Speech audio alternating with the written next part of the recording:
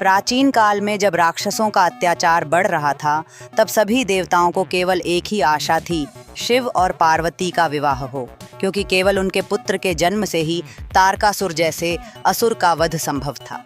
हिमालय राज और रानी मैना के घर जन्मी पार्वती बचपन से ही शिवजी के चरणों में प्रेम और श्रद्धा अर्पित करती थीं।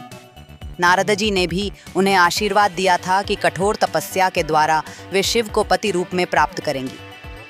पार्वती जी ने घोर तपस्या की। पहले वे फूल और फल खाती रहीं, फिर केवल पत्तों पर जीवन व्यतीत किया और अंत में केवल वायु का आहार लेकर तप में लीन हो गईं। उनके हृदय में दिन रात केवल शिव का ही स्मरण था। शिव जी ने उनकी भक्ति की परीक्षा लेने के लिए एक तपस्वी का रूप धारण किया और बोले, तुम हिमालय की पुत्री हो, तुम्हें किसी राजकुमार से विवाह करना चाहिए। तुम शिव जैसे श्मशानवासी और भस्मधारी तपस्वी को क्यों पति बनाना चाहती हो? पार्वती जी ने दृढ़ निश्चय के साथ उत्तर दिया, मेरे लिए शिव ही सब कुछ हैं। मैं उन्हें ही पति रूप में स्वीकार करूंगी। उनके अतिरिक्त कोई और मेरे लिए योग्य नहीं है।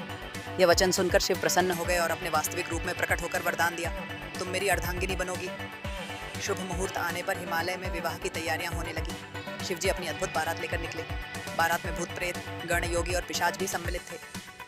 स्वयं शिव नंदी बैल पर सवार थे, गले में सर्प, शरीर पर भस्म और जटाओं में गंगा विराजमान थी।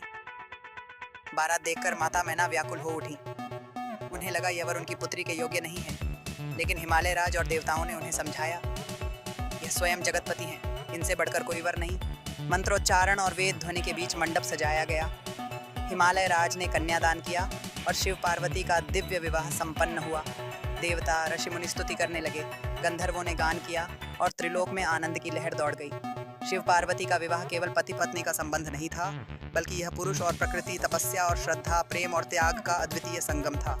यदि आपको यह पावन कथा पसंद आई हो तो इसे लाइक और शेयर अवश्य करें, ताकि और लोग भी शिव और माता पार्वती के इस दिव्य मिलन की महिमा जान सकें। और ऐसी ही आध्यात्मिक व प्रेरणादायक कथाएं सुनने के लिए हमारे चैनल को सब्सक्राइब करना न भूलें।